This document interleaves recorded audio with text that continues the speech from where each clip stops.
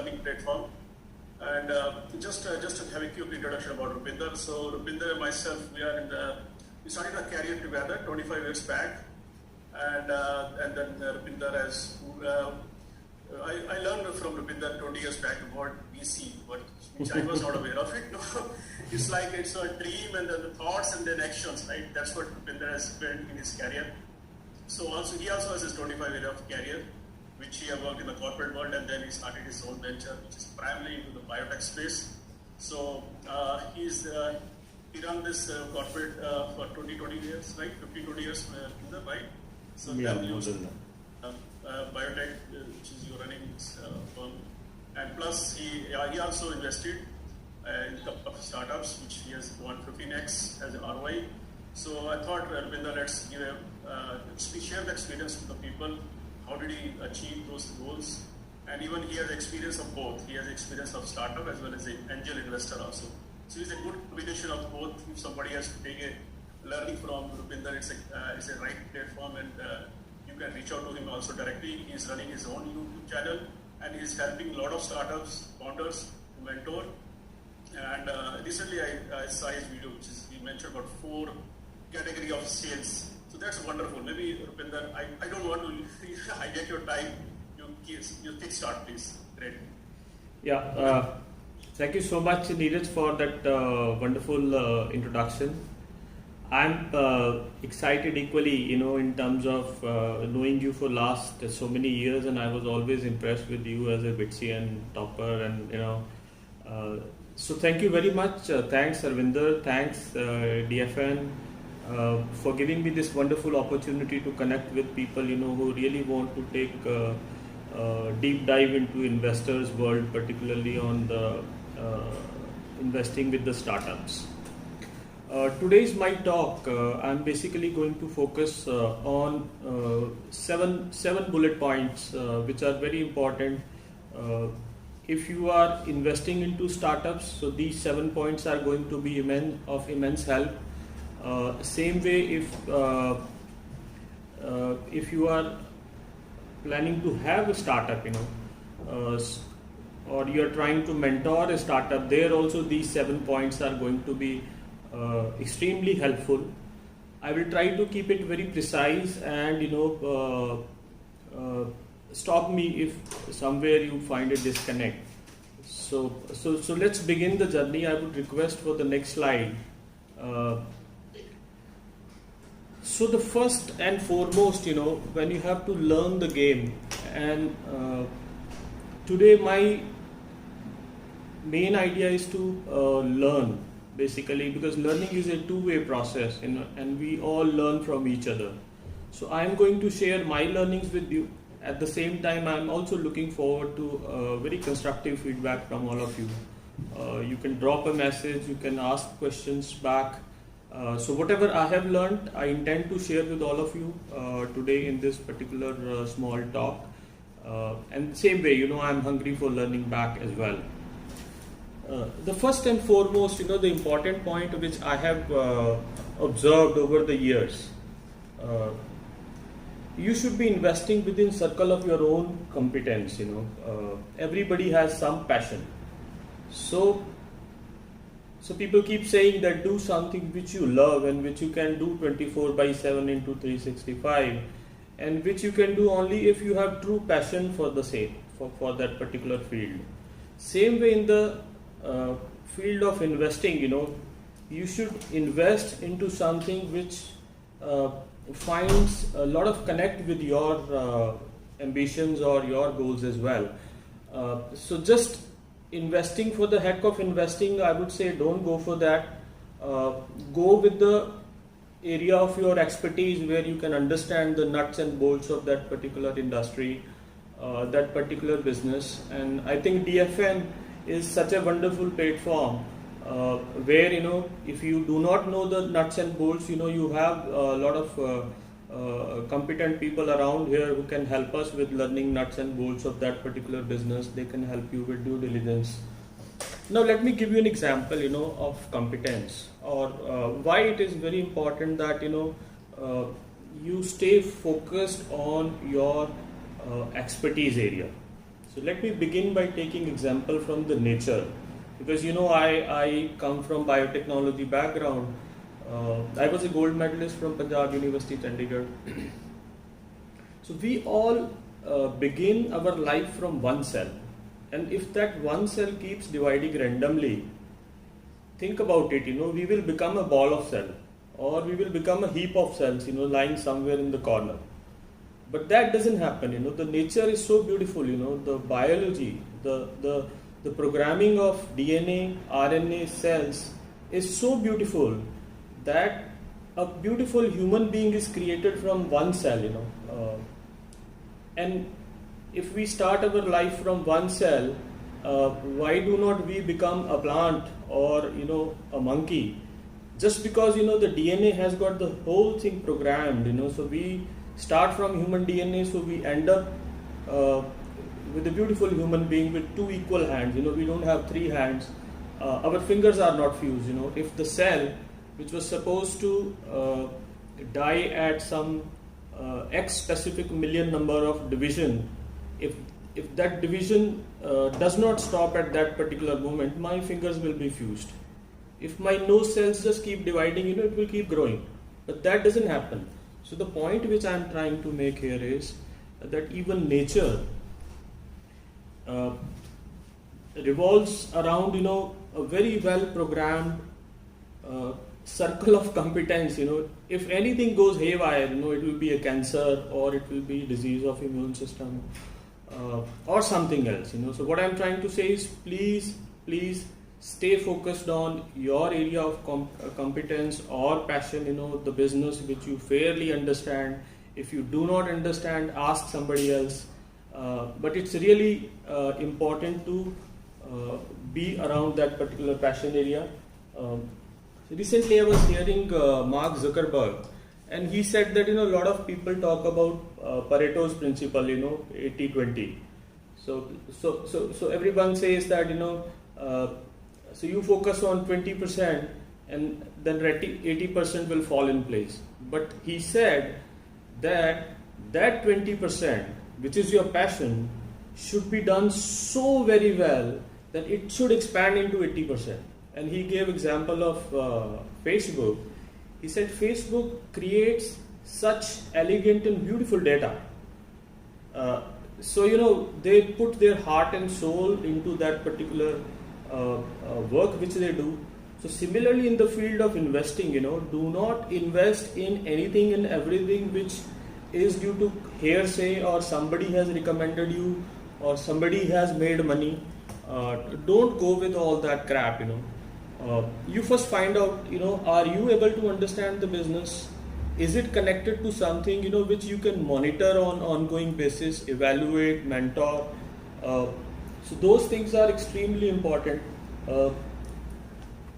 So there is no overnight success. So you need to put n number of years, n number of efforts around that passion, around that circle of competence. Like in the cricket, you hit the ball which comes in your sweet spot. You will have a lot of temptations, but don't go after each and every ball. Otherwise, you will get your wicket done. The point number 2, which is very important this morning, I would like to discuss with the audience is startups with durable competitive advantage. So it's extremely important for you to understand that the team or a startup or somebody who is approaching you for funding, is having something which is having competitive edge over competition in the market. What I'm observing and what happens generally, like for example these days, education is buzzword. So everybody wants to invest into education. But my take would be, and my advice would be that just don't go after the field or subject just blindly. What you need to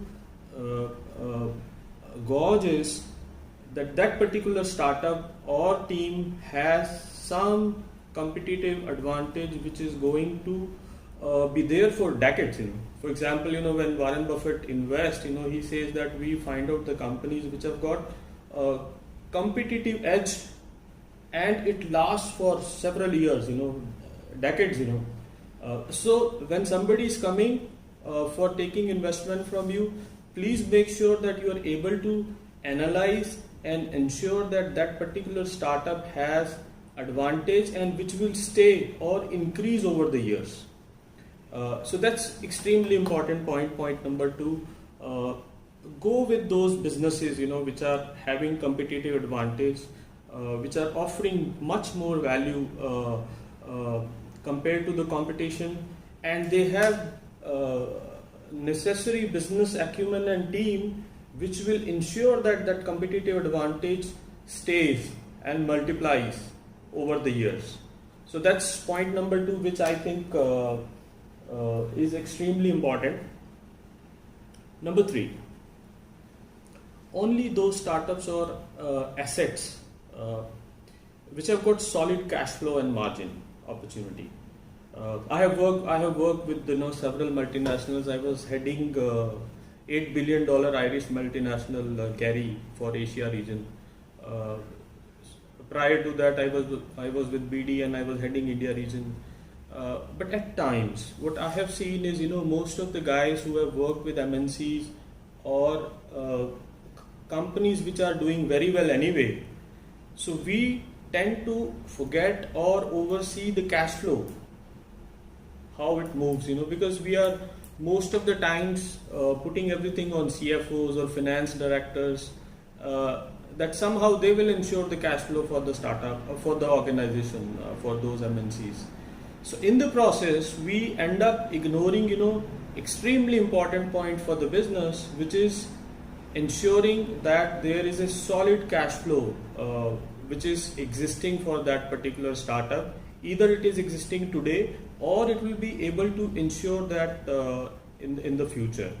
And I will give you my example.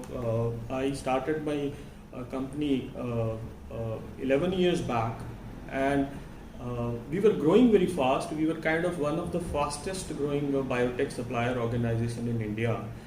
And you won't believe it, for first 4 to 5 years, we were mad about revenue, top line, and we were never looking at margins.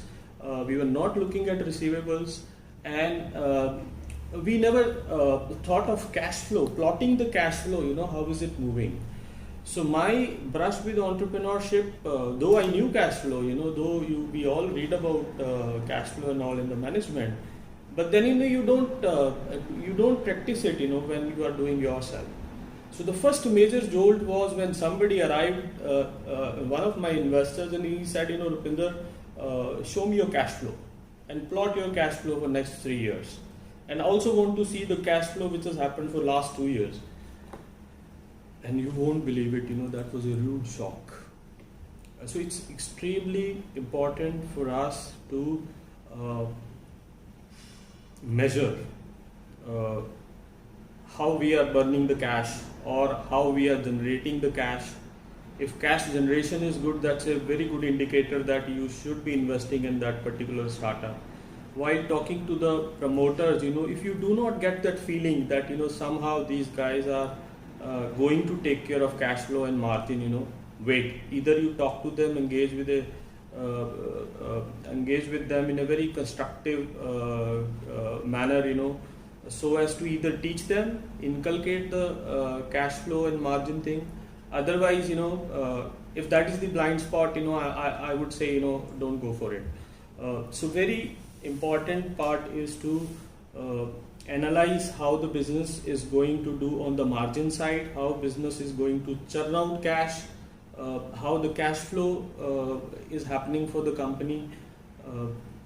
A very famous story which people keep talking is there was a Raja, and most of the Rajas, they don't count much, they don't use commercial acumen. So one of the saint comes and says that Rajaji, I have come to you, for meeting, and Raja says, mango, kya mangna hai? So he said that Rajaji, aise mat bolo, aap de nahi paoge. So he said, what are you talking? I am a king, I can give you anything. So he said, okay, chess has 64 squares on the chessboard. So आप ऐसा करो, put one rice grain on the first one and then just keep doubling it up as we move forward. So Raja said, what are you asking when given? Raja did not analyze that what he is promising is going to kill his empire. And by the time you reach 64th square, I don't know, the mathematics guys would do it better, so probably 2 to the power 63 or something, number of grains. So, everything goes if Raja has to give those kind of grains to him. So the moral of the story is you should be, as an investor, should be able to see through and analyze what you are committing and how is it going to last, So you should have that solid acumen not only in you, even the promoters and the team with whom you are investing in. I mean, if they are not having solid commercial acumen, they can do business well in good times, but they will perish in the bad times. Like somebody has said that, plain sea, never makes good sailors. Good sailors happen when there is a rough sea.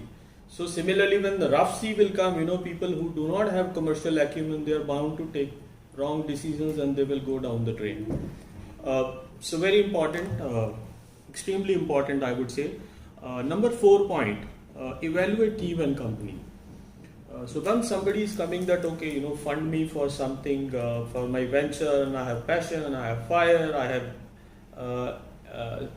I can do this, I can do that. What you need to see is that whether this team has got the right kind of experience and expertise. Experience with the right kind of fire. So it should be a good, the team has to be a good balance of experience, commercial acumen, and people who have got a lot of fire and they want to do something in their life. So that has to be the right combination of team which can pull it through good and bad times. I would say bad and good time, because initially when you start a startup, first 2-3 years, it is actually bad time, and good time will come only when you will have positive cash flows coming in, when your business is consistently growing and giving returns to the investors. Also, another important point which I generally ask, most of the guys who start first time as a startup guy. So I ask them, have you ever made any money in your life? Bachpan mein have you done some small deal? Do you know how to increase your money or create profit? Because it's good to have passion. It's good to have fire in the belly. It's good to have desire.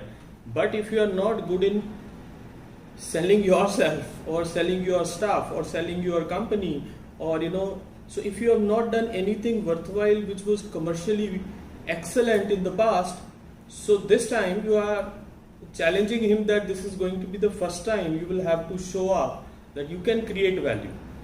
Because promise is one thing, but so you need to see their past, they should not be quitter, they should not be like, starting one staff and then, after a few months going for second one, third one. So they are moving from failure to failure and getting frustrated, So you need a guy who can stay on the pitch, who can wait for the right ball, who can sail through the difficult times, or somebody who has got, who has created value in the past. So it's extremely important to evaluate the team.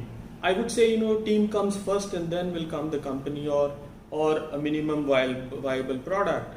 So please evaluate the company in terms of the team, in terms of the promoter, in terms of their track record.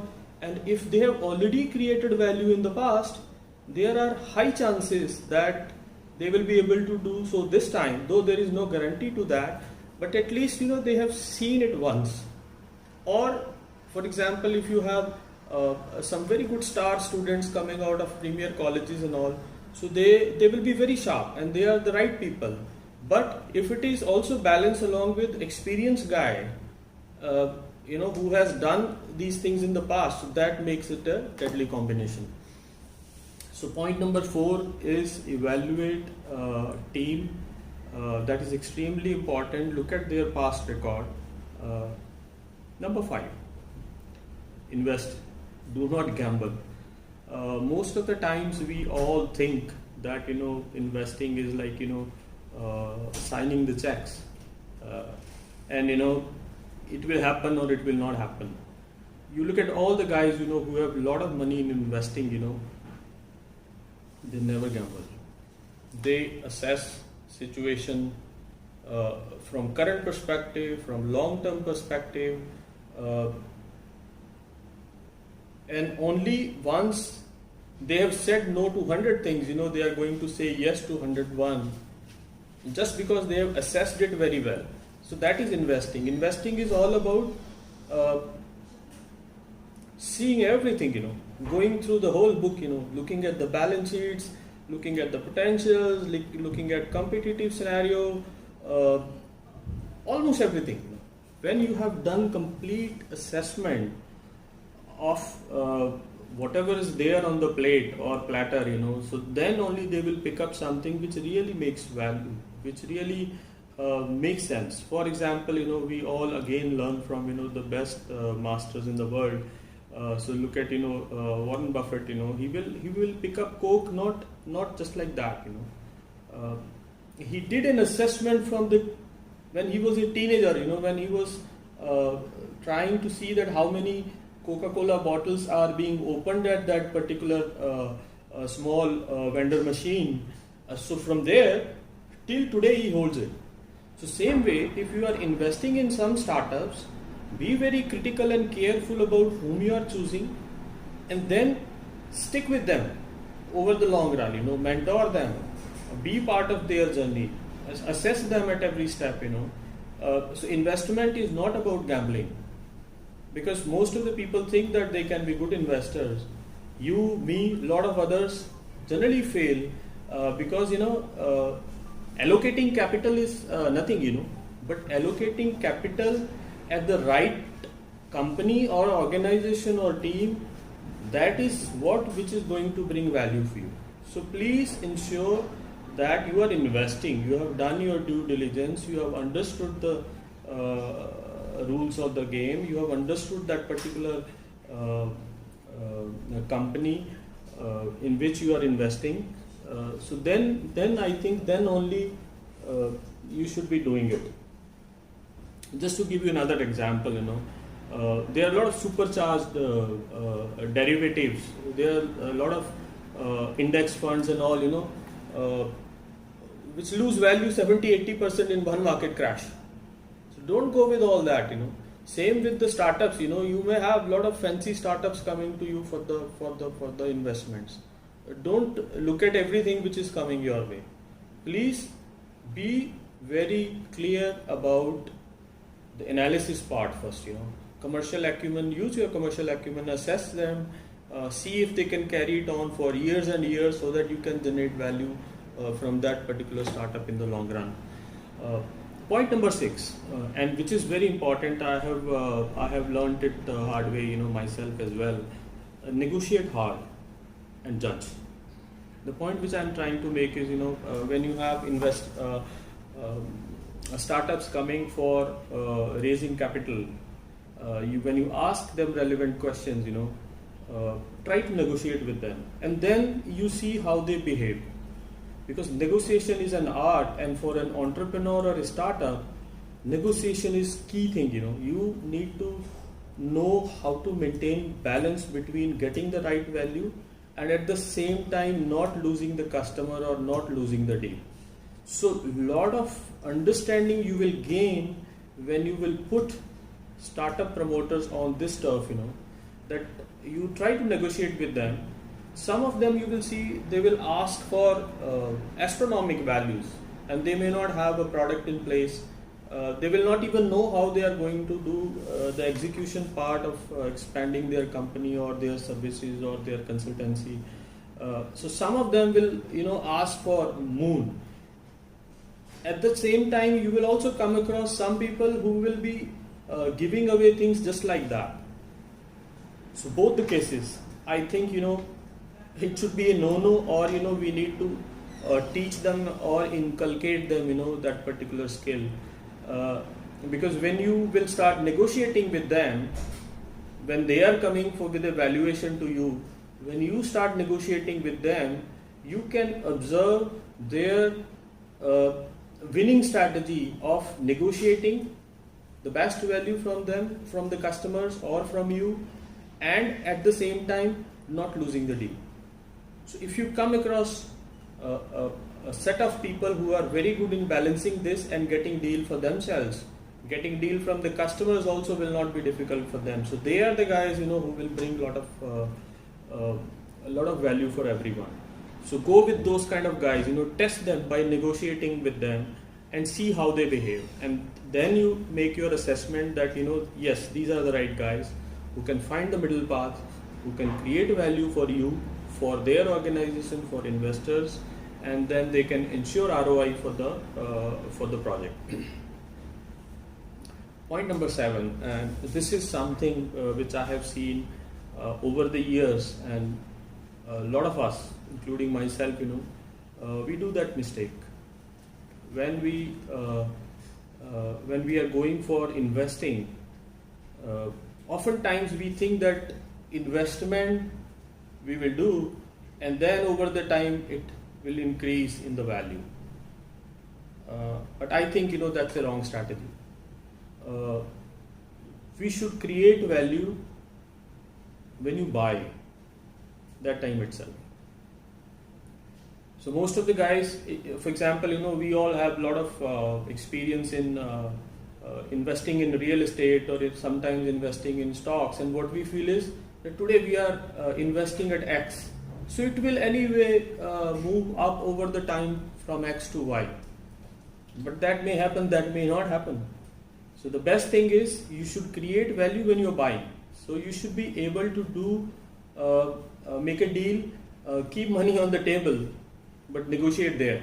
Try to create value by buying that particular startup or that particular real estate or that particular piece of stock at the right pricing. It should be below its intrinsic value, or at least it is close to its intrinsic value. So you have this opportunity to enter because you have money on the table. You're going to sign check for that particular asset or a company. So try to see if you can create value that time itself, because that time probably the other party is needing that fund, and that's why they are coming to you. So rather than waiting for your investment to increase over the years, the best idea would be buy value by getting at a lower price than X, at that particular point. So if you keep these 6-7 points in mind, and if we keep practicing this, I think we can become a better investor over the time.